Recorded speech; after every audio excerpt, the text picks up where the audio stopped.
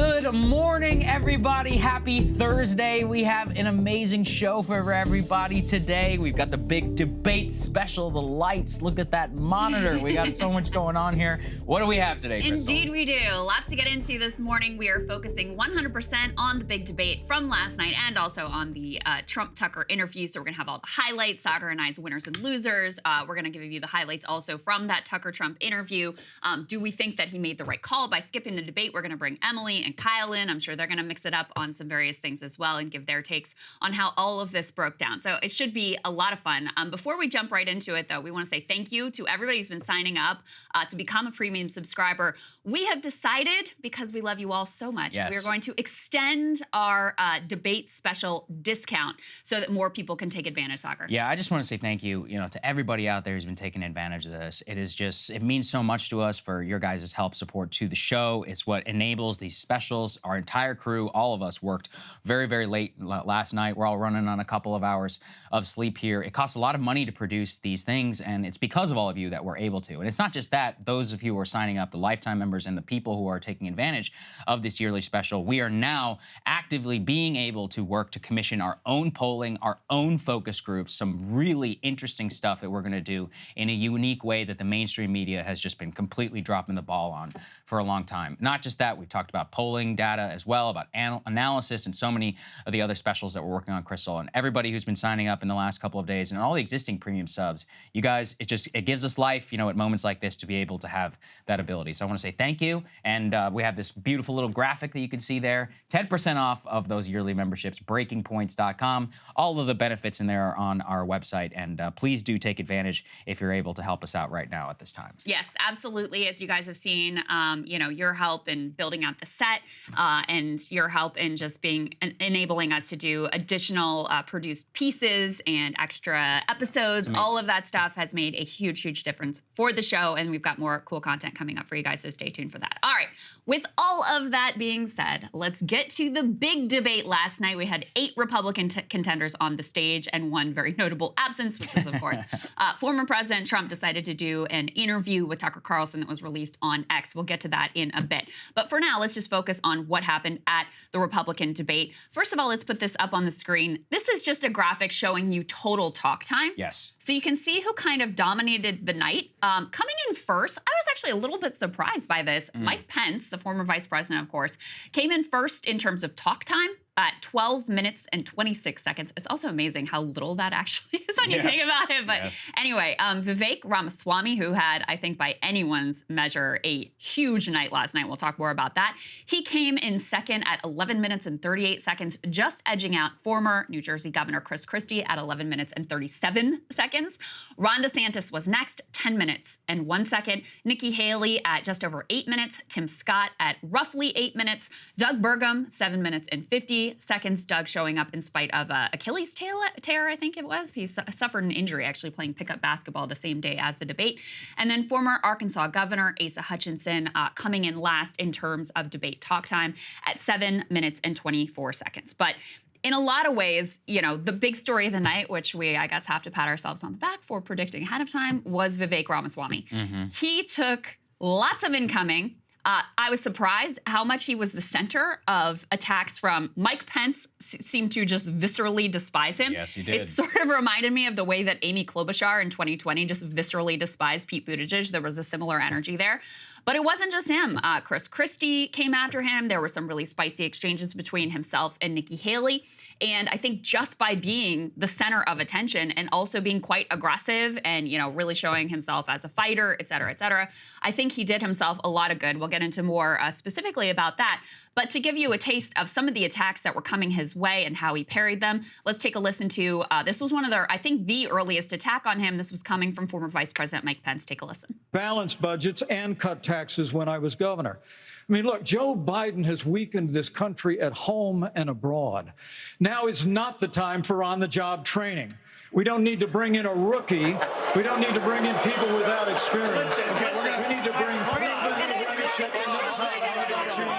So, yeah, what'd you There you think of go. that, Saagar? I mean, it was surprising how much he was the center of everyone's attacks, and Ron DeSantis really didn't take incoming from anyone, actually. Preview for everybody who's watching tonight. I mean, today we are going to just be talking about Vivek Ramaswamy because they were the ones who couldn't stop talking about him. It's just amazing. It was a hit from Mike Pence. It was a hit from Nikki Haley. It was a hit from Ron DeSantis, a little bit, I guess, whenever it came on some questions. But all across the stage with Chris Christie, it was obvious that they viscerally hated him. I think Vivek really got under their skin with one particular moment early on when he said, quote, "I'm the only person on this stage that's not bought and paid for." They got very upset. That's when Christie called him Chat GPT and landed one of his first blows. But really where Vivek stood out to me is I wasn't just looking in terms of the speaking time, which is a huge win. I wasn't even just looking at the fact that he's outpolling all these established politicians and then they're all attacking him, making him the complete center of attention. It was also how he was outfoxing them on Trump, because let's be honest, this was a race really for number 2. Yeah. And on the Trump question, it's obvious that he was the one most vociferously defending Trump. That is going to get him brownie points with Trump. It's going to get brownie points with the MAGA base. And it's especially going to be allow him to help consolidate at least, I think, a solid number 2 position, which is coming to here. We have some examples of that on the Trump question, both Ramaswamy in terms of his defense, but also to give you a taste of how he did kind of stand out from the rest of the crowd on this Trump question when Chris Christie and others were departing from that consensus. Let's take a listen. If former President Trump is convicted in a court of law, would you still support him as your party's choice? Please raise your hand if you would.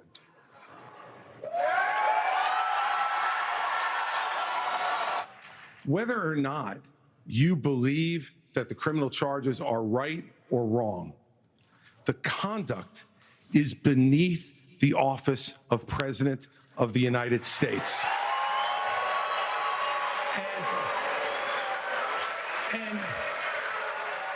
And you know, this is the great thing about this country. Booing is allowed, but it doesn't change the truth. It doesn't change the truth. That was an important moment. Ramaswamy was the first person to put his hand up. There was also an exchange that happened there where Vivek was attacking Christie on his support for Trump, kept calling him an MSNBC contributor, which I think was a pretty potent blow for a lot of people in the GOP audience. I noticed it not only in terms of the defense there, but he has the line, which he said here on the show, President Trump was the best president of the 21st century. I mean, there haven't been that many presidents in the 21st century, but it's a good line, I think, nonetheless. Really what I took away from it is, like, he was one of those where he's not really running against Trump. He effectively was trying to run against everybody else on the stage by kind of moving past them and putting him in a pretty solid position. And I think that's really where he was both able to drive everybody crazy, become the center of attention, and then also capture, I'm not going to say that he's going to bring MAGA people over to him, but what we have critically seen is that even those who don't support Trump as their first choice, most Republicans, they like Trump. The vast majority do have a deep amount of affection for him. Those who don't, they're Christie people. But that's already been consolidated. That's what, 4 or 5%, of the overall base. Yeah, depending on the state, but pretty much. You're right. Depending on the state, but I mean, overall, I think that was a good glimpse into both how he was being attacked and also how he was able to make sure that he was always really on the side of Trump, of MAGA, of that agenda. And he's been cultivating as well a lot of the online MAGA people out there. It's interesting, the people who are the most defensive of Trump all had nothing but good things to say about Ramaswamy. I think it's because of exactly like moments like that. Yeah, I mean, throughout the night, Chris Christie really served as the heel. Yes. From the moment he walked down on the stage, he got booed. Asa Hutchinson, who also, second to Christie, has been the most directly critical of Trump, I would say. He also had a smattering of boos to the extent that, people were really aware of who he is and what he's been saying. But Chris Christie really leaned into that role. I didn't think, normally I think Chris Christie is a very talented debater. I thought I was pretty off last night. He had a couple 100%. Of moments, but by and large, he seemed off his game, a little unsteady on his feet, a little bit hesitant or nervous. So not a great night for him. Not that I expected, even if he did really mount an effective, like, going after Vivek or going after Ron DeSantis or going after Trump. I just didn't have a lot of confidence that it would matter with the Republican primary base where he already has the lowest favorability. So to the extent that he was going after Vivek, it probably only really served Vivek because he is so hated by so much of the audience that was in the room. So he really served in the role of the heel. Ron DeSantis, we'll talk a bit more about him, but when you contrast his strategy with Vivek's strategy, Vivek, either out of savviness or because he wasn't really from the beginning playing to be the presidential nominee, but more to elevate his profile, potentially end up in a cabinet role, potentially get a media gig or whatever, Vivek has never been trying to supplant Trump. He's always been trying to position himself as like the top alternative. DeSantis, at this point, I think you can say deluded himself into thinking that he really could come for Donald Trump and supplant him as the number one. And I just don't think that's going to work out. I mean, I think that for all of these, gentlemen and Nikki Haley that were on the stage last night, the best they can hope for is be the top alternative in case something happens with Trump that pushes him out of the race. Yes. Or, really lands some sort of a political blow on him where he falls precipitously in a way that we have literally never seen before since he's been on the national stage in 2015. So I think DeSantis's strategy didn't work out that well for him last night, even though he had a solid debate. Like, he didn't do anything wrong. Yeah, he did fine. But the fact that you had Vivek taking up so much of the oxygen, absorbing so many of the fights and parrying, really mixing it up and, pairing well with everybody else, I think I think it actually ends up being a bad night for Ron DeSantis, even though he handled himself on the, on the sort of like superficial level perfectly fine. We're going to talk more about this in the winners and losers. Yeah. I would say I think he did fine. I think he kind of floated above the morass. He had some decent enough moments, and it's clear the moderators were giving him really good softballs. He got the most stupid softball I've ever seen in my life at the top, where they were like, "Why is Richmond, north of Richmond, popular, Governor?" I'm like, are you kidding me? The opening question was so atrocious. Yeah, it was horrible. Horrible.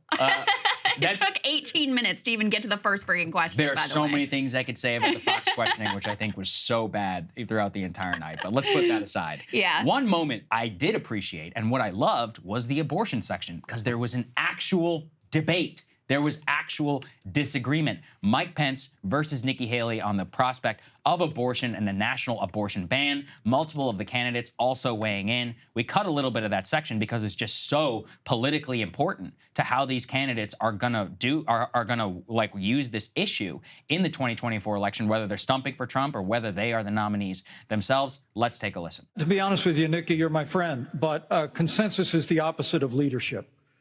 When the Supreme Court returned this question to the American people, they didn't just send it to the states only.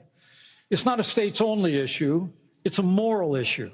So first of all, I will say it is in the hands of the people, and that's where it should be. But when you're talking about a federal ban, be honest with the American people. We haven't had 45 pro-life senators in over 100 years. So no Republican president can ban abortions any more than a Democrat president could ban all those state laws. Don't make women feel like they have to decide on this issue when you know we don't have 60 Senate votes in the House. 70% of the American people support legislation to ban abortion after a baby is capable of experiencing pain. Well, there you go. That's what it all came down to. And it was very rhetorically interesting. I was watching this very closely. Yeah. Every single one of them had nothing to say about the bans, and all of them had a lot to say about late-term abortion. Yeah. The late-term abortion pivot, that's something that Trump has been doing a lot himself. But I did think it was an interesting question around political realism. So you had Tim Scott says, I fight on the side of life. I would sign a 15-week ban. Ron DeSantis totally miffed the question on 6 weeks. He refused to commit himself. He looked very politician on this answer. To the same ban that he signed in the state of Florida. He did not say that he would sign that on a national level. That drew a little bit of the ire of Mike Pence. But Haley was the first one critically who actually laid out the position around late-term abortion. And she also was talking about, some of the kookier stuff out there about criminal imprisoning women or whatever for abortions. I thought it was actually one of the stronger moments for her, and we'll get into that, into the winners and losers section. But the fight itself is so critically important for how these candidates are thinking about this issue. Yeah. And also about Pence, as long as he's on the debate stage, abortion is going to be the cudgel that he uses to hit every single other person on there, both because he really believes it and because that's where a lot of his evangelical support comes from. You know, I thought Nikki Haley, I was surprised actually because she tends to be one who really parses and gives the politician-y answers, not just on abortion, also on Ukraine. There are a few places where, even though it's possible that she's actually getting crosswise of certainly some portions of the GOP base with her answers, she was very direct. She was. She wasn't afraid to mix it up. And frankly, I was surprised. She really exceeded my expectations. And, you know, she stands out as the only woman on the stage as well. Mike Pence, even though they're going at each other in this exchange, I actually think they both did themselves some favors here because Mike Pence very clearly and very directly wanted to wear that mantle of, I will be the most committed pro-life candidate, most committed pro-life president. And for the part of the Republican base for whom that is the #1 issue, I think they'd have to come away feeling like Mike Pence was their guy. You know, overall, Pence obviously has issues with the Republican base, given they still, majority of them still buy the Stop the Steal stuff. Many of them think he should have, you know, done whatever Trump wanted him to do on January 6th, et cetera. But I will say he stood up there with a lot of confidence. He ended up dominating in terms of coming in first in terms of the talk time. So, you know, I thought he did fine up there last night and was clear about where he stands. And I don't think that Mike Pence is for every GOP voters, but he probably solidified the group that was already inclined towards him and lines up with his ideological view. He very much held down that like traditional Reagan pro-life conservative lane, almost like a throwback kind of a candidate. He really, I think, sort of like quartered that market in terms of the stage. And that's to the detriment of like a Tim Scott, who we haven't even talked about yet, who very much fits that same model ideologically. And it's not like Tim Scott was like a disaster. He was just kind of... He was fine. He was fine. Right. But because you had another candidate up there who occupied the space more fully and was more forceful and was willing to get into these fights and tussles, et cetera, we predicted ahead of time, debates are not really the best forum for Tim Scott. No. His whole political personality is just being like, you know, this affable guy, and people who work with him like him and donors like him and whatever. But when you're talking about trying to mix it up and give those vibes that the Republican base are in love with, that I think Vivek really cornered the market on the vibes last night, it just wasn't the forum for Tim Scott. I agree with you. I think that in terms of that lane, Pence had the best. Clearly, the donors were loving him. From color from inside the room was that a lot of the donors that you can hear, any of the shouts you can hear on TV, absent like a really cacophonous one, is the GOP gives its big Republican donors like the top seats. That's part of the reason why I remember Trump was getting booed at the 2015 debates, even though the base was absolutely loving it. So some of Pence's big moments came from a lot of the donor support in the room. And I actually expect him to get a second look from some of the billionaire class. People like Larry Ellison, who are backing Tim Scott. After Tim Scott's performance, it really wasn't that good. Scott's got a very good record with a lot of the billionaire donors who have basically been front-loading a lot of his campaign and of his super PAC. I expect Pence to act, and I wouldn't say corner the market, but Tim Scott, he just didn't have a good night. He didn't have the pop that I think he needed to. All of this is probably a good segue into our winners and losers. What do you think? Well, I have two more thoughts that I want to lay before we jump into winners and losers. Just thinking sort of more macro about the debate, a couple things that I noted. First of all, some of the ideological divides in the current GOP were on display. We're going to show you a little bit of Ukraine in a minute. We just showed you abortion. Obviously, they're trying to figure out how to negotiate this issue, which has become politically devastating for the party. An area where you didn't hear any of the potential new tension within the party was on economics. I mean, the opening question was really the only one that actually focused on economics. They framed it more around like Biden and inflation, and every single candidate who took the question sounded like Paul Ryan. They're all like railing about the debt and arguing about who built up the debt more and arguing about who's more committed to fiscal austerity. There were no questions about, all right, who's going to preserve entitlements, who's going to cut entitlements, et cetera. So there was none of that potential disagreement on economics that was really on display. And in fact, economics were not that much of a focus of the night whatsoever. It's not that it wasn't mentioned at all, but it wasn't that much of a focus. Yes. The other thing that I really noted, Saagar, is Ron DeSantis and Vivek Ramaswamy, both when they launched their campaign, they were all in on anti-wokeness. Yes. They really thought that was the space to occupy. Ron DeSantis, Florida is where wokeness goes to die. Vivek basically launches his presidential campaign and his media career by writing the anti-woke Inc. Woke Inc. What is it? Woke Inc. Book. And when he first was talking, remember, Saagar, we watched his initial appearance, and it was all about like ESG and CRT and wokeness, et cetera. Did anyone say the word woke? So I believe that the word wokeness was not said once. And that Amazing. includes on a question about trans girls in sports. Right. So that's... And it includes on questions about education, which was, you know, Ron DeSantis's bread and butter, and he got pitched that question. He didn't even say the word wokeness. So, I mean, he mentioned, excuse me, CRT. But wokeness, not at all. The fact that the word woke was not uttered both by the questioners and by those who are answering is absolutely, first of all, incredible development, I think. But second, it shows you that they are imbibing a lot of the same polling data, where Vivek and both Ron DeSantis, the core pitch from DeSantis was, and I actually thought that was his most effective pitch. He's like, I'm the governor. I run Florida, one of the most populous states in the United States. You're talking about crime? I actually have a 50-year low crime rate. You're talking about actually governing in terms of locking the state down? I didn't do that whenever I was the governor. I mean, that I've always believed that was his best pitch. So moving towards that, it's still, you know, his overall performance. And then for Vivek too, Vivek was doing two things. He was both selling the America First agenda as like Trump would understand it, specifically on key issues, and he was really selling a national identity.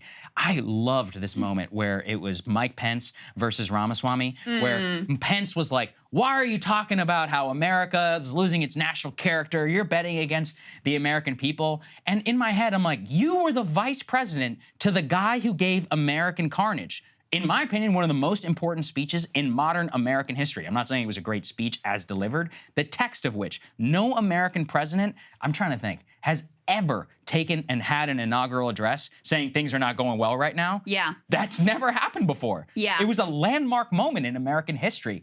Pence served as that man's vice president. Ramaswamy is just reiterating the same feeling that, frankly, I think the vast majority of the country, including many Republicans, feel. Wrong track, right, the right track, wrong track number has never been worse than it is right now, some 75-25.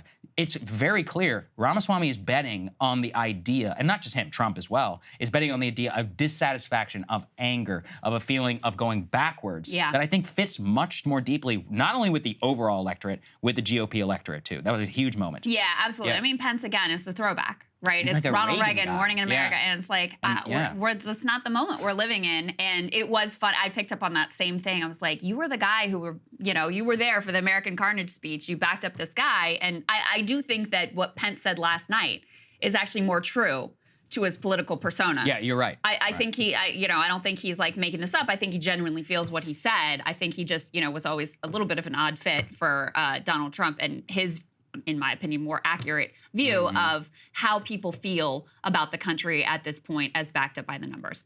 All right, let's go ahead and move on to who we picked, our power rankings, who we picked as winners and losers from this debate. I'll tell you how I was thinking about this very specifically is not necessarily who had the best performances last night, but who is going to do themselves the most favors in the polls. Smart. Like, who's actually going to get a bump from this? Yeah. Let's go ahead and put this up on the screen. The first one is going to be no surprise. Vivek Ramaswamy, I think, was the big winner of the night. He, you know, got a lot of speaking time, second only to Mike Pence. He had, I mean, the biggest thing is, like, putting aside whether you're with him on Ukraine, against him on Ukraine, or whatever, he had the vibes. And he was the fighter. He drew so much incoming just by being the center of attention. He, I think, really was elevated by the moment. And keep in mind, this is somebody who had one of the lower name IDs of this group. And I think he is certainly going to climb significantly in the polls. The other person I put as kind of like a runner-up winner was Nikki Haley, because I do think she has been almost invisible in terms of this presidential race since she announced. She announced, and then she like dropped off the scene, and we really haven't heard much from her. I thought she handled herself very well in a number of these exchanges, including in feisty exchanges with Vivek on both Ukraine and also the exchange she had on abortion. Yep.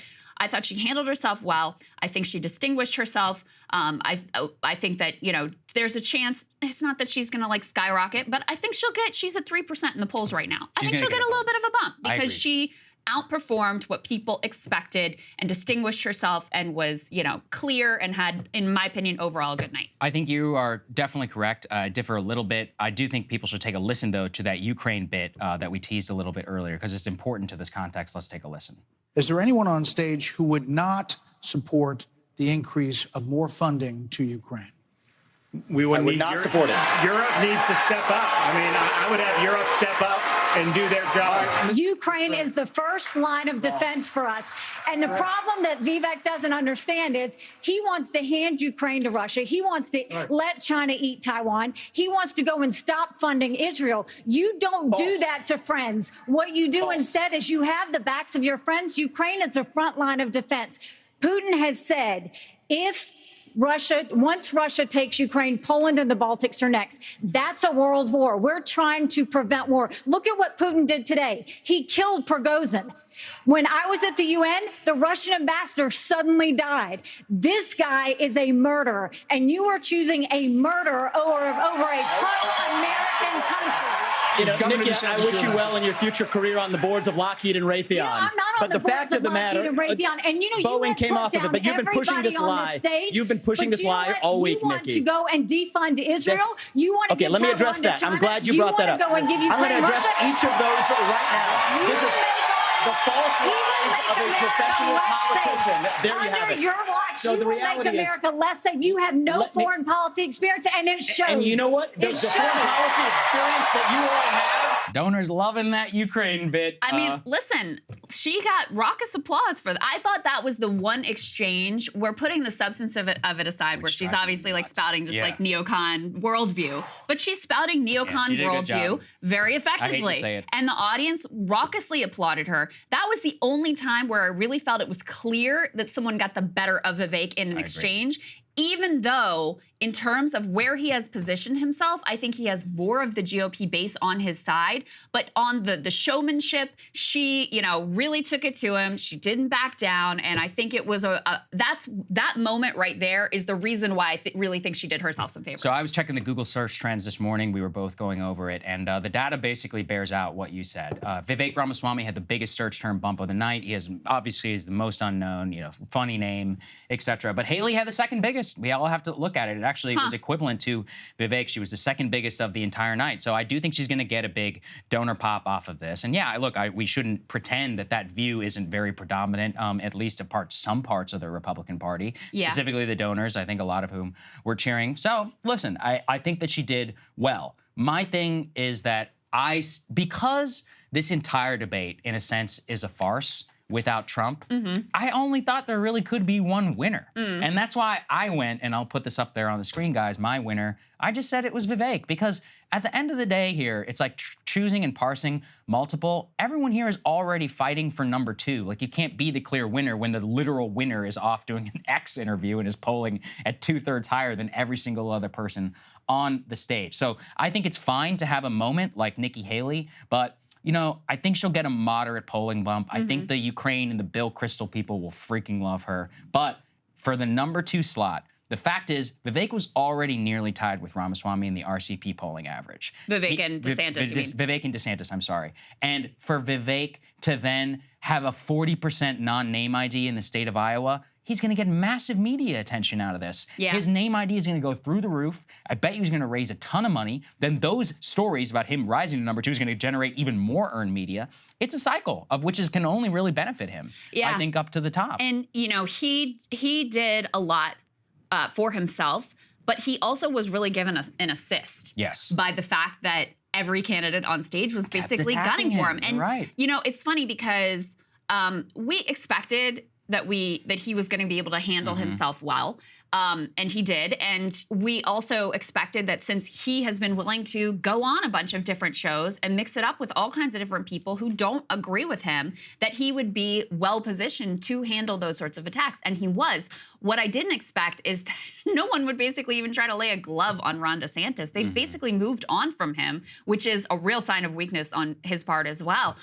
But it ended up being a really failed strategy. It would have been much better for the rest of the field if they had pretended like Vivek didn't really exist, because they gave him a lot of oxygen. They made him really central, and it was very elevating.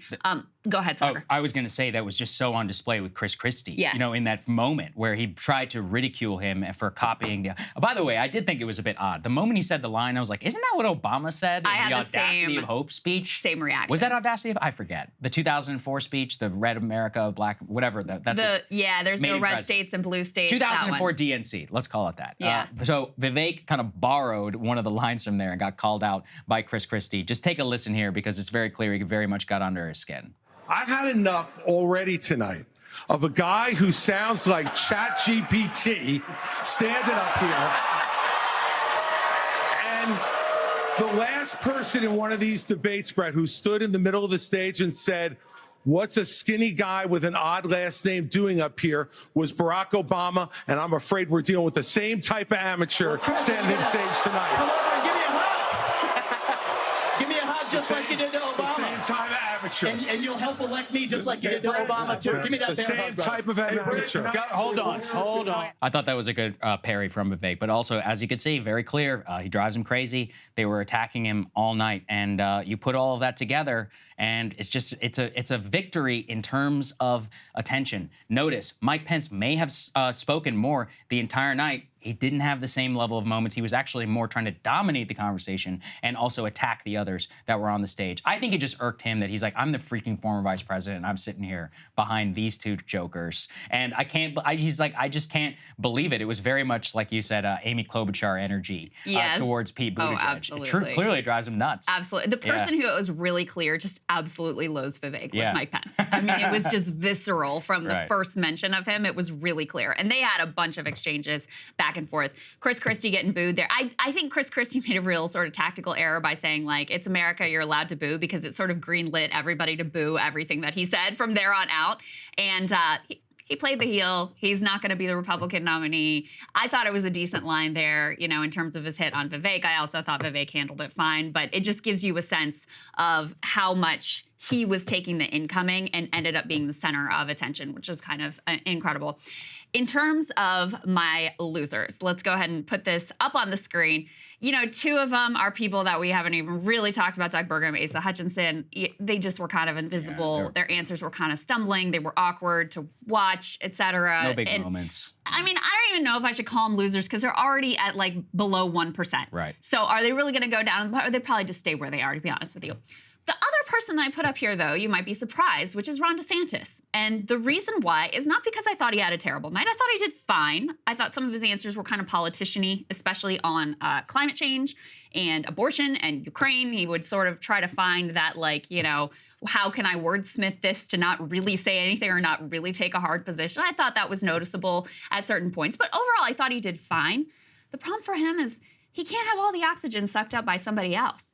And, you know, if I'm looking at this in terms of who's going to go up in the polls and who's going to go down in the polls, I think it's very likely that Ron DeSantis goes down in the polls, even in spite of the fact that he had a decent outing, simply because for people who are looking for a Trump alternative, many of them are going to go to Vivek or, you know, Nikki Haley. To the extent that you have other people on the stage who are proving themselves to be worthy second-place contenders, that's a disaster for Ron DeSantis, who has to consolidate all of the potential non-Trump vote to have a prayer at this thing. Yeah, so this is where I'm just not sure. And I'll put my losers guys up there, please, on the screen, just so we can show a little bit of a difference. So mine as well, I feel like Burgum and Asa Hutchinson are the obvious. My biggest loser was Christie. Relative to what I expected, I put him as one of my expected winners of the night. He was completely unable to land the shots that he needed to, both against Ramaswamy. Here was the craziest thing, and this is kind of to your point. He did not say one word against Ron DeSantis, a man who he has attacked on Disney, a man who he has attacked many times before. If you want to consolidate the anti-Trump vote, you need to be going after Ron DeSantis. He didn't land a single, he didn't even try a shot against him. True. Against Ramaswamy, Ramaswamy interrupted him a couple of times. He parried, pretty well on the Obama line as well. He never allowed him to get Marco Rubio'd. Christie takes a while to get keyed up before he delivers his deadly line. So clearly the lesson is just interrupt him, throughout the entire thing. Christie, man, the thing is, Christie, if you will notice and remember, he got the second question of the night where they directly gave him the opportunity to contrast with Ron DeSantis. They're like, why are you better than DeSantis? I believe that was the framing of the question from Brett Baer. He miffed it. Totally. Started talking about his old record in New Jersey. Dude, you've been gone for almost a decade. There was way too much about the record and not even as governor as when he was on the legal side of things. Like it was not a great night for Chris Christie. The reason I don't put him as a loser is because I don't think it's going to really change his polling. Fair enough. And so that's what I was thinking. But what do you think about Ron DeSantis? You think he's going to go up, down, stay the same? I think you say flat, no, that's a loss whenever you're going to see Ramaswamy have such a bump. In a certain way, like, I don't know. I didn't put him as a loser just because I thought it was such a wash. I want to see how it shakes out. Listen, I mean, some of the polling that we've seen, people ranked him like number 3. Again, he's like, he was there. I don't know if that's a loss. It's one of those where if you're not going to lose, then it's not necessarily the worst thing in the world. For this guy, though, who after the midterms, just remember how hot he was, how, the future was the headline, and he was up there right neck and neck with Trump. And now to go to the first debate where Trump's not even there, number one, and number two, you're not the center. Like, you're not the guy that people are trying to take shots at, which, on the one hand, it's safer for you. It allowed him to just go out and do the things that he had planned and roll out the, whatever talking points he had prepared, which is not a knock on him. They all had talking points prepared, but he's able to sort of do that seamlessly. On the other hand, you can see with Vivek what an opportunity it is when all of the fire is trained at you, because, that's like risk reward. And so the fact that DeSantis didn't have that opportunity to be the center of attention, to take those attacks, to prove he's a fighter, et cetera, I mean, it just makes him look small. And like I said to begin with, the fact that you have other contenders who are getting the attention, who are getting noticed, or getting the Google search traffic interest, et cetera, you can't have that if you are DeSantis and you actually want to be the top Trump alternative. Yeah. So that's why I put it as a loss for him. And I would expect him to go down a bit in the polls. Again, not because he had like a terrible night, just because of the nature of the dynamics of where he is and who really outperformed him. Yeah, I think you're right, Krystal, and all of that is very important. Let's move on then to the counter-programming, the important thing that also happened last night. Trump drops his interview with Tucker Carlson.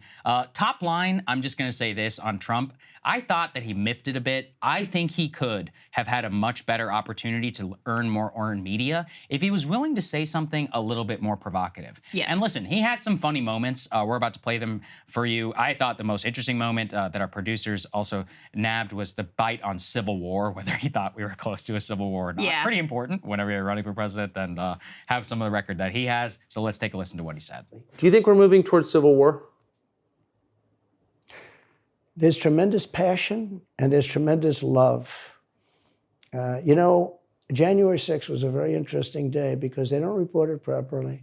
People in that crowd said it was the most beautiful day they've ever experienced. There was love in that crowd. There was love and unity. I have never seen such spirit and such passion and such love. And I've also never seen simultaneously and from the same people such hatred of what they've done to our country. So do you think it's possible that there's open conflict? We seem to be moving towards something. I don't know, because I don't know what it, I can say this. There's a level of passion that I've never seen. There's a level of hatred that I've never seen. I don't know, Krystal. I thought it was a fine answer. I've interviewed Trump before. I've asked him something similar. It basically was the same stock that he's always given about Jan 6. I mean, you pulled this bite about Kamala Harris. I thought this was his only good one. Yeah, I mean, agreed. From what I saw, that was, and by the way, I mean, just overall, I think it was a mistake. I actually think, I have come to think it was a mistake for him to not go to this debate. Interesting. Because it allows people to imagine a Republican field without him. And I think a lot of Republican voters probably saw some things that they liked on that stage, whatever like flavor of conservative they happen to be. So I think it was a mistake. I think the specific choice he made to do the Tucker Carlson interview on Twitter, which Twitter still under Elon Musk, as it was before, perhaps even more so under Elon Musk, is a niche platform. You know, most people are not going to watch any of that interview. The fact that you chose to, you know, rub Fox News's like nose in the fact that they turned against you and turned against Tucker or whatever also doesn't serve you, because it means they're not going to talk about your interview whatsoever. They're not going to share any of the clips. There was nothing provocative in it to grab the headlines and wrest them away from Vivek, who is certainly having his moment in the sun right now. And so he's done something very uncharacteristic, which was to allow someone else to grab the spotlight and to allow Republicans to imagine a party and a field without him. So I think it was a mistake. And then in terms of the content of the interview, it was boring. I'll give the counter. It got some 100 and something million views so far. You know on that's Twitter. fake. Yeah, well, it's no. totally How real fake. is that? I don't know. Whether they're counting it as a not view real. that I scrolled past it or not. Who knows what the real number is? I think I'll split the difference. I think that at the end of the day, it won't matter whether he came or not. Yeah. In terms of the mistake, I think it was a mistake democratically, small d, in order to give voters a chance. I also think, looking at the stage, I think he would have dominated everybody there. He would have crushed. So if anything, he had a missed opportunity to just make everybody look like infants, which I think he would have done. Yes. Just given his own, the sheer amount of political skill he has vis-a-vis what we saw last night, where we really only saw one or two people with some real shine out moments. I think Trump would have absolutely dominated. But in terms of the content, like you were saying, I was shocked at how little he was willing to like engage and play it up, because he's such a showman to that level. It was very low energy. He was lower energy. He did have one funny moment, as I said, on Kamala Harris. Let's take a listen to that. She has some bad moments. Her moments are almost as bad as his. I think his are worse, actually. Yeah. But she seems pretty senile, too. She speaks in rhyme. You know, it's weird. It's weird. But she has bad moments. And in rhyme? What do you... Well, the way she talks, the bus will go here and then the bus will go there, because that's what buses do. And it's weird. The whole thing is weird. This is not a president of the United States future. He's right. I mean, what is the technical term? Iambic pentameter? I'm joking. Yeah. He is onto something, though. I mean, Marshall had the best insight on Kamala Harris, which is she's always trying so hard to like Aaron Sorkin it and say something meaningful. And it's like, just like, say the thing. You would be better off with basic syntax. Yeah. The final moment was on Epstein, where he both seems to say that he thinks Epstein killed himself, but he leaves himself a little bit of a room. He dodged on this one, too. He dodged a bit. I was surprised by this. Let's take a listen, guys. Do you think Epstein killed himself sincerely? I don't know. I will say that, you know, he was a fixture in Palm Beach. Yeah. I don't know what Barr said about it either. I have no idea what he said. What did he say? He killed himself, probably? He said he killed himself and that they were going to do this investigation. They never did the investigation. It's never been public. And they hid it. And, like, why are they doing that? And clearly Barr knew. But why would Bill Barr be covering up the death of Jeffrey Epstein? Bill Barr didn't do an investigation on the election fraud either, okay? He said he did, and he pretended he did, but he didn't. McSwain, the U.S. attorney in Pennsylvania, Philadelphia, said Barr just wouldn't let him do it. It was crazy. Yeah. I was reminded of the time he got asked about Ghislaine Maxwell. Remember that? At the and he was like, I wish her well. And everyone was like, what? Well, it's because he knew her. This is the thing. He knew them, as he said. He knew Jeffrey in Palm Beach. Yeah, he's a fixture of Palm Beach. It's like, that doesn't really pertain to the question that was asked here. There's that famous line, what did he say, where he's like, Jeffrey, he likes him young, or something like that, whenever they knew each other back in the Mar-a-Lago days. But he claimed that he was pissed off at Epstein, and so he banned him from the club. Anyway, those were like the big three, I guess. Yeah, that was what people are sharing 46 minutes. That's mostly what people took notice of. I don't think he did it effective enough of a job of earned media, because it's not just about the interview or whatever itself and the people who watched it. It's about actually getting others to cover it. And it's clear, you know, I'm looking at the front pages of the New York Times and all of the other major papers, as well as some of the banners from Fox News, but also, you know, in terms of YouTube creators and others. And, you know, the main headline mostly comes out of the debate and not from the X interview. And the debate was way more interesting. Yeah, and if this were to be a success, it would have to have been a big event that forced the media to cover it, and I haven't seen that happen. Very uncharacteristic of Trump. I was surprised by it. Who, if anything else, I mean, this is a man who knows compelling TV. And he really didn't create any in that interview and got completely outshined by the Republican debate. So, you know, rare situation in terms of the Trump show. All right, we've got Emily and Kyle standing by to also weigh in and see their thoughts on whether Trump made a mistake here by not showing up to the debate. And we want to hear their overall debate thoughts as well. So let's go ahead and get to it. All right, we've got our power panel here in the house. We got Emily and Kyle to add their thoughts on the debate last night. Wanted to start, guys, with the conversation Saagar and I were just having.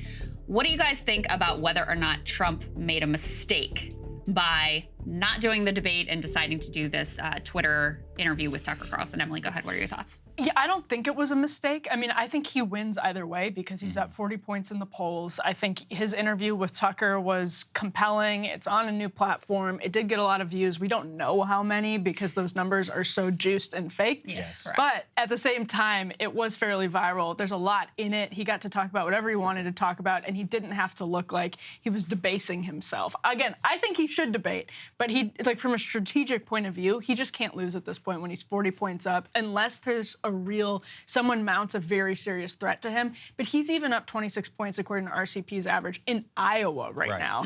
So unless there's a really serious threat to him, I just don't see how he loses. He could have crushed that debate. I think he probably would have had a lot of viral moments, a lot of fun with it, like circa 2015, 2016. But again, I just don't think there was any way for him to lose despite like whatever decision he made yesterday. What do you think, Kyle? I mean, if he just showed up and farted on stage, he would have won the debate. I mean, I remember back in, you know, the previous elections, he would show up. There would even be nights where he had an off night, and still the reaction would be all the polls show he won, all the focus groups say he won. There's something about his vibes that resonates with the GOP base. So the only way he could lose is by not going. And I actually think that you're going to see a real minor chipping away on his numbers. Again, I agree with Emily. I don't think it's going to actually make a difference ultimately, but I do think you'll see a 3, 4, 5 point reduction in his numbers, and that'll sort of spread out among the candidates who did well. Yeah, I mean, he could have humiliated everybody on the stage and basically closed the door for anyone. You know, Chris Christie was not on his A game last night, so I don't think he would have been a real threat to Trump in terms of, you know, any sort of exchange there. And what I said earlier is he actually opened the door for Republican voters to envision a post-Trump Republican Party, which is not something that he should allow. And very uncharacteristically, he also allowed someone else, Vivek Ramaswamy, to basically grab the spotlight from him. So do I think that means that, like, Vivek's going to beat him? No. But do I think it erodes his support some? Do I think that it enables someone else to get some oxygen for Republican voters to imagine different? Yeah, I do think from that perspective, it was probably a mistake. Although he still loomed really large. I mean, there was this whole like extended segment about Trump himself. He was, I mean, he was there very much. And I think from the perspective of a Republican voter, they're still thinking about Trump when he's not in the room, even when all these guys are answering questions. And to your point, Krystal, I agree. I think that's so interesting to see this group of people who are not Donald Trump, who are jockeying for the nomination. And for the average Republican voter, I think a lot of people looked at that and were like, damn, this is what we got. Like, these are my choices. And I mean, in some sense, it explains why you still have so few undecided voters in the Republican primary. One of the things that kind of came across to me, Kyle, was one of the reasons why Vivek was doing well was because he wasn't running against Trump. Like, he was actually the bigger defender of Trump. And so in that way, when you have a power dynamic like that, I kind of do agree with you, where even if Trump had showed up, if it really would have robbed Vivek of the spotlight, because then Vivek couldn't just defend Trump and be the person kind of standing up for some of the more America First, MAGA policy areas like he was. It gave him more of a contrast than I think he would have had if Trump was there. That said, I mean, because he's looming so large over this whole thing, it's just difficult to look at this as either a loss or a win. Like you said, 3, 4 points. I mean, Trump doesn't care. That's more than he's already made up since Ron DeSantis and Vivek announced it. I mean, I think Vivek's numbers will go up, but I think that those people are still going to vote for Trump. You know what I mean? So it's almost like it's like a sort of a fake win. I think he's gunning for VP slot or something in the administration. And I do have a slight disagreement with you guys on Vivek. I feel like he did great in the first half, But then in the second half, I feel like he really got hammered into the ground. All right, So you watched it twice. Yes. I'm curious. Sorry, go ahead, Krystal. Well, I was just to keep it on Trump for another moment here, because the other question would be like, I think it's disgraceful that Trump didn't show up at the debate. Yeah. I think it's disgraceful that Joe Biden isn't going to debate. I think it's disgusting. I think you want to talk about deterioration of democracy or whatever. I think this is number one case in point.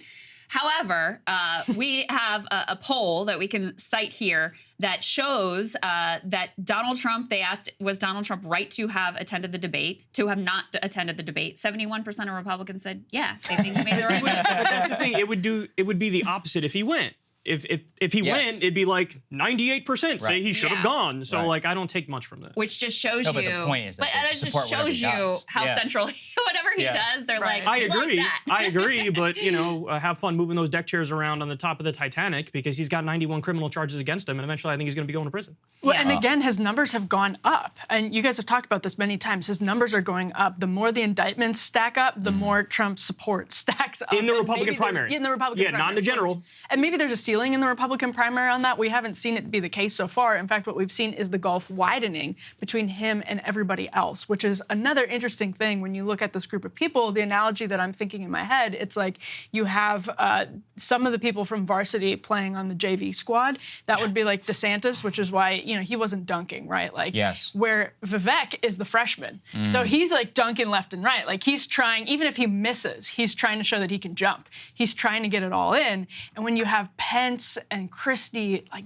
begging for airtime, basically, they just looked like they were debasing themselves just to get this is a former vice president of the United States, a former governor of a state, and they are just scrambling for airtime with people like Doug Burgum. I mean, come on, it's a bad look. It's really, and especially. So you think more people should have skipped the debate? No. I think they should have just. I think they should have just not been scrambling so desperately. Should have been dignified. There's a dignified way of doing it. Like Mike Pence kept saying "Oh, I want to get in here." Like he was saying that out loud, and I was like, "Oh, buddy, come on, you're the vice president. Like let Vivek do that." There's no winning for them though. Like if they didn't say anything, everybody would be like, "Why are you being so meek? Why are you being so nebbish? Why are you being so weak?" But now they say a lot, and it's like, "Bro, relax. They just can't win." It's kind of a humiliating thing for anyone who. I mean, it's very humbling. Especially for if you've been former vice president and you got to be there on the stage. You could tell how much it irked him not to be there with Asa Hutchinson and Doug Burgum, who he views, because they have political credentials, as legitimate. And he didn't find it disrespectful to be on stage with them. Mike Pence despises Vivek Ramaswamy. And we made this comparison earlier, but it really does remind me of Amy Klobuchar and the way she felt about Pete Buttigieg. She thought, this guy has done nothing. He was the mayor of this tiny town. Here I've been a senator. I've done all these things. Like, you could viscerally see how much she despised being up there next to him. And then he comes out and actually is, gets higher in the polls and places better in Iowa, better in New Hampshire, et cetera. Very humiliating experience, oftentimes, running for president of the United States. Yeah, I think you're right. And let's underscore this also, though, in terms of why it didn't necessarily work out for Pence. We have a focus group that CNN actually did immediately after the debate in Iowa. So let's all take a listen to that about who they said actually won the debate. Here's what I want to ask you about. Who you thought did the best during this debate? Basically, who do you think won the debate? I'm going to do it in alphabetical order to be fair. Anyone think Doug Burgum did the best? That's 0. Anyone think Chris Christie did the best? He certainly got most of the airtime. A lot of the airtime, not most of the airtime. How about Ron DeSantis? How many of you think Ron DeSantis did the best? That's 2 people. How about Nikki Haley? 1, 2, 3, 4 people. Asa Hutchinson? Mike Pence? 0. Vivek Ramaswamy? 1, 2, 3, 4, 5, 6, 7. Tim Scott. Okay, so this panel here thinks Ramaswamy won the debate. So I personally really like that focus group because it matches up with my winners and losers. Because number 1 top winner was Vivek, and number 2, I actually thought Nikki Haley of the also rans did herself some favors, in particular in her exchange with Vivek on Ukraine, where she actually got the crowd behind her. I thought it was the one moment where Vivek was really kind of on his heels and where she got the better of him in that exchange. But Kyle, what are your overall thoughts? So, like I said, I think Ramaswamy came out of the gates hard and he was doing well early on. I think he fell off massively. He had a number of lines where he got very clearly booed. His thing on climate change, calling it a hoax. I think on the issue of Ukraine, regardless of what you think of the substance. I think Nikki Haley got the better of him on that. I even think Mike Pence got the better of him on that. There were moments where he just sort of like, faded into the background. He was shining bright and then he sort of faded into the background. So I don't agree with you on that at all. My biggest winners, I agree with you on Nikki Haley. I think she did way better than anybody expected. Yeah, she beat the bar. I also think, and you'll definitely have an issue with this one, I actually think DeSantis had a way better debate than I was expecting. And I watched it twice. And when I went back and I listened, there was a number of lines where he got like really loud applause. So nobody laid a glove on him and he was able to get his talking points out. He got really loud applause. And I think that he comes out of this looking the best, to be honest. What do you think? I actually agree completely with that point because, again, I think all he needed to do, he knows that this debate is not going to make a huge dent in the polls. Like, that's actually probably one of the most important things, like, predicates that you could come into that debate as a candidate thinking, unless you're Vivek, unless you're, like, the freshman in that analogy that I'm not torturing. But I think DeSantis just needed to be there. He needed to not have any moments where he gets dunked on, and he didn't need to have moments where he dunks on other people. He just needed to be solid because this debate is not going to change a 40-point lead. That's going to have to be done on the ground in Iowa. Well, it's sad that you're both wrong. I thought Jonah Hill won the debate. Something we can all agree on. Yes. No, so here's my analysis with DeSantis. I thought he did fine. Like, I didn't think he had any big mess ups. I thought he had some answers that were kind of like weaselly politician, but whatever. They all have those moments, right? I thought he was totally solid, and I expected him. I put him as one of my predictions as a winner going in because the bar has been set so low for him with all of the, like, let's find every awkward moment we possibly can of Ron DeSantis and, convince people that he is, like, the weirdest human being on planet Earth. And he's a little weird, but he's not the weirdest human being on planet Earth. So I do think that he exceeded the bar. I thought he was perfectly solid. But if you're Ron DeSantis, and you were the guy that was tied with Trump in the polls for a while, that coming out of the midterms, you were the winner, you were putting points on the board, like check the scoreboard, whatever. For you to lose the spotlight to Vivek Ramaswamy, for you to get outshone by like Nikki Haley, that's a big loss. And I think that his polling will probably go down just because this is with this divided field. If you have other people who are sucking up oxygen and getting attention, it's got to come from somewhere. It's probably not coming mostly from Trump.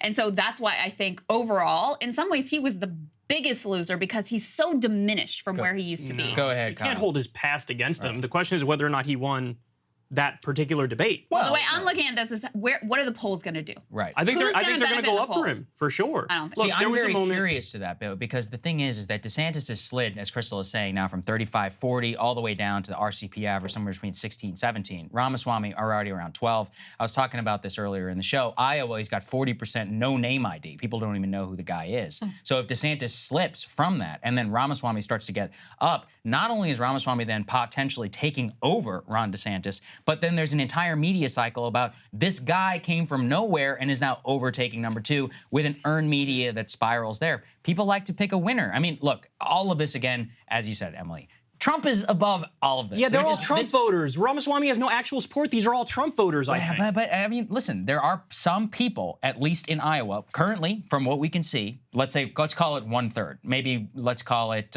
anywhere between 1/3 and approximately up to like 40%. There's people who are not, they like Trump. They have a lot of affection for Trump. They're willing to vote for somebody else, especially in this ridiculous caucus system. The whole, how does it work? It's like 1, 2, and then, if this person goes away, then you can go and you can caucus with somebody else. They kind of like the whole, they vote with their heart in Iowa. So I think that in that scenario, I could see a big night for Vivek. Vivek told them Trump is the best president of this century. Yeah. So why are you running? Listen, why are you running? That makes no sense. I really wish, Emily, the moderators asked that damn question. If you believe that, would be a good question. Why are any of you running against Trump? I would actually have loved to see that question. Here's the thing. Everybody on stage was either a total Trump sycophant or a Trump hater, except one person, Ron DeSantis. Interesting. It's true. So there were a bunch of he hit lockdowns and the deep state and Fauci got a huge applause. He hit Soros-funded DAs, huge applause. He did his line, which I actually, when I went back and watched it a second time, I thought he handled this brilliantly when they were trying to get him to answer, like, did Mike Pence do the right thing? He basically said, look, I've got no beef with you, Pence. You did the right thing. But then he went, Why are we even talking about this, though? We're helping the Democrats. We should be focusing on the issues. He got a big applause on that. He said, kill people at the border, leave them stone cold dead. Got a big applause on that. By the way, I hate all of these things, but I'm just saying it landed. Special forces invading Mexico to attack the drug car. Huge applause on that. He's the only one who didn't get hit and wasn't a Trump sycophant and wasn't a Trump hater like Asa and Christie were. So I definitely think he comes out of this looking the best. Here's the thing, because the other piece is, like, what did you think this debate was about? And to me, this debate is not about beating Trump. Right. This debate was about being the top alternative to Trump.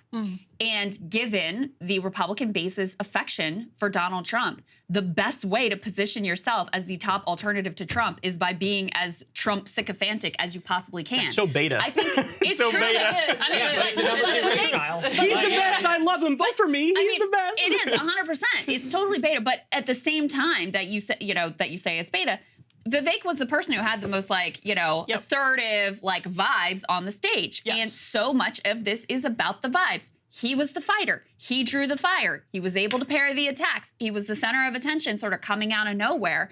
And so the fact that, he was the center of the show, and DeSantis, who was really supposed to be the guy, was on the sidelines. I think in terms of that jockeying to be the potential number 2, there's just no doubt in my mind Vivek won that away from DeSantis. I haven't been, for like the last couple of months, been thinking every question that Vivek handles in regard to Donald Trump is exactly how Ron DeSantis should have been handling it from a strategic perspective, because it's that huge Trump contingent that is going to vote for him right now. And if you are trying to take that, maybe there's some persuadable people in there that you can get into your basket. If you're trying to do that, you have to show that you're on the same page as them when it comes to Donald Trump. Otherwise, you are going to be put in the basket of an establishment hack who doesn't understand what Trump did to the Republican Party. If you're somebody who votes for Donald Trump, you're somebody who's saying, I'm tired of establishment politicians. Ron DeSantis acting like an establishment politician and having these canned answers when it comes to Trump, I genuinely don't think has been helpful. Let me back up what she's saying, and I want to hear your response, which is that at the end of the day, all these people are running as number 2, and their hope and prayer is that something happens to Trump. As you said, he goes to jail, and then the MAGA people actually have to choose somebody alternatively. Very low chance, but it's possible. I've told this anecdote before. Lyndon Johnson, they asked him, they're like, why are you being the vice president? You're one of the most powerful people in Washington. And he named the number of presidents that have been killed. I think it's like 1 in 5. He's like, 1 in 5. I like those odds, darling. That's what he said to a reporter. So it's like, that's effectively the game. And that's that when all politicians these guys were younger. are playing. Yeah, that's true. When people were younger. So in this scenario, Vivek, by defending Trump the most, can consolidate in this hypothetical, like, black swan scenario. Which is the only path, by the way. Which is the only path for any of these people. Yeah. So in that, what do you think of that? I don't agree. Go ahead. First of all, these people, they're siloed off. They're in their own bubble. There was, when they asked a question about, like, if Trump gets convicted, would you still vote for him? And, like, everybody's hand went up except Asa and Christie. When I look at that, I'm like, general election, over. But we're not talking about I understand that, but I'm saying, but okay, what's the ultimate goal? They're running for president. The ultimate goal is to get to the White House. Okay, so congrats. You might, if Trump ends up in prison, you might have weaseled your way by sucking them off into getting into the position where you run against Biden. But you're going to lose. You're going to lose. So I just look at this. I think, to me, it's like, oh, Vivek's being called anti-establishment. There's nothing anti-establishment about this guy. First of all, I know. Yeah, and when you're snuggling up to the guy with 91 criminal charges against him, and you think, what, that makes you an outsider? And he was, of course, he was trying to be anti-war on the one hand, but then on the other hand, he kept bringing up China in a hawkish manner. He's called for war with Mexico over the drug cartels.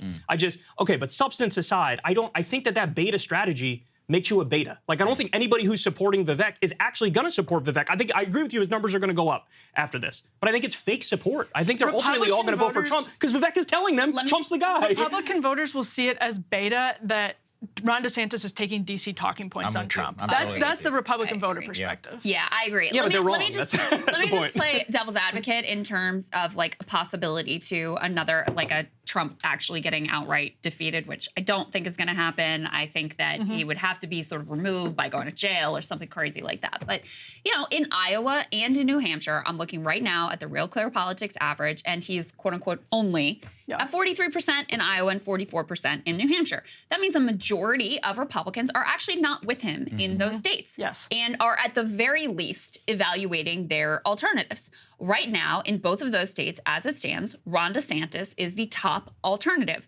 I would submit it is very possible that after this debate, Vivek moves into that position of being the top Trump alternative. With all of the media attention, Americans love also like a fresh new face, someone we didn't hear about before, who's new on the scene. Like Americans love that story regardless of the political party that they're in.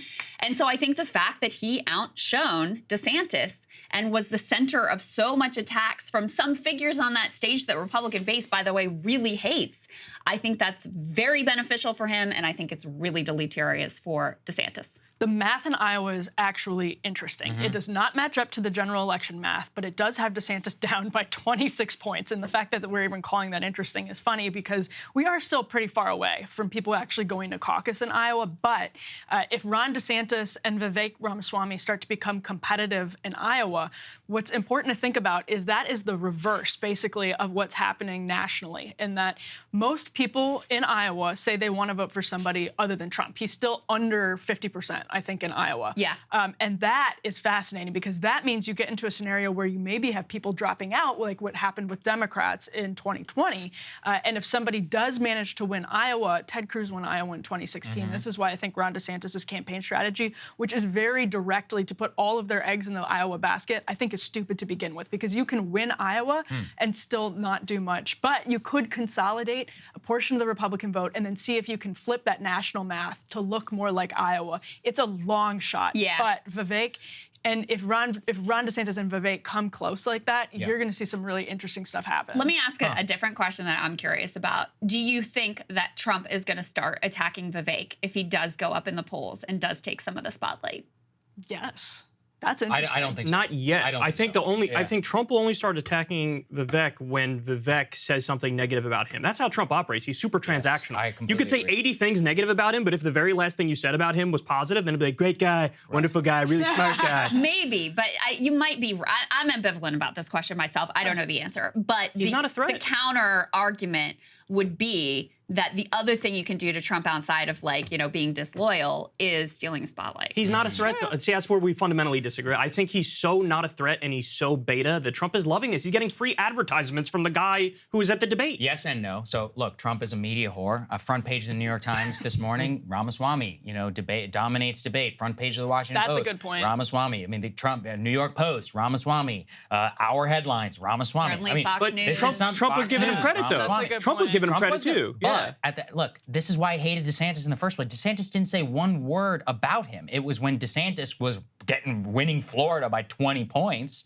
It's when DeSantis was actually getting better headlines than Trump was that it started to drive him crazy. The one reason why I think it's a little bit different is Trump feels stronger today than he did about DeSantis several months ago when DeSantis was much nearer to him in the polls. And I think that Vivek does a much better job of actually playing ball. He's one of those where DeSantis clearly is irked by the Trump attacks. DeSantis also has hit back in like veiled ways. Ramaswamy will never do that. And I think it's actually the correct move whenever it comes to running again for this hypothetical number 2 to number 1 scenario. So if there is a situation where Trump attacks him, it will be because of this earned media, but I don't see that happening just yet because Vivek is still a flash in the pan in terms of this amount of media attention. Think about the amount that DeSantis has had for almost, 2 years? Yeah. All throughout the COVID pandemic up until the GOP primary. Vivek hasn't had anywhere close to that. It would have to reach that level for him to begin to regard him as a serious threat. Look, I just look at Vivek as the Republican version of Pete Buttigieg. And I also look at him, and even though I agree with you, his numbers will go up after this,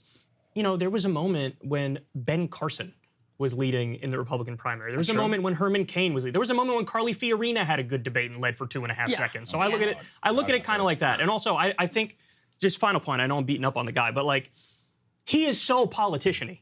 And the whole thing about Republicans, which I actually gave them a lot of credit for, is that they are much more likely than Democrats to go, I don't want any of your politician nonsense. And I get that stench from Vivek, and I don't see it. I don't see it.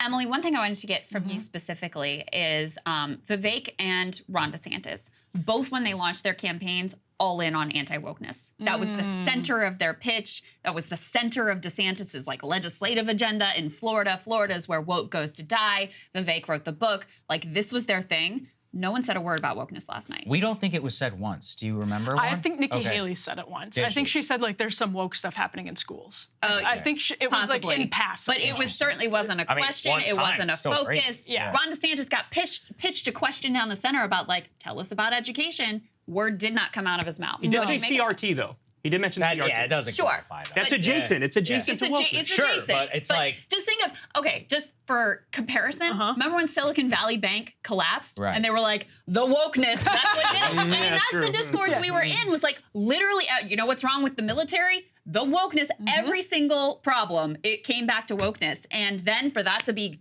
completely disappeared from the debate last night, they got the memo. This was not the thing that Republicans cared about. So I think it is literally a memo. That would be my theory, is that they actually did focus groups and they've been poll testing this. And especially when you have really high inflation, when you have horrific wildfires in Maui, it is not going to look good to get on that stage and just start banging the wokeness drum over and over again, which to people, and I'm actually really curious about this. I'd love to see numbers, especially the numbers that they clearly have behind the scenes about wokeness, if it has just started to feel like a cartoonish, empty type of rhetoric, as opposed to something that felt real in 2020 and 2021, when people were actually like reeling from what was happening in COVID schools, what was happening in big cities.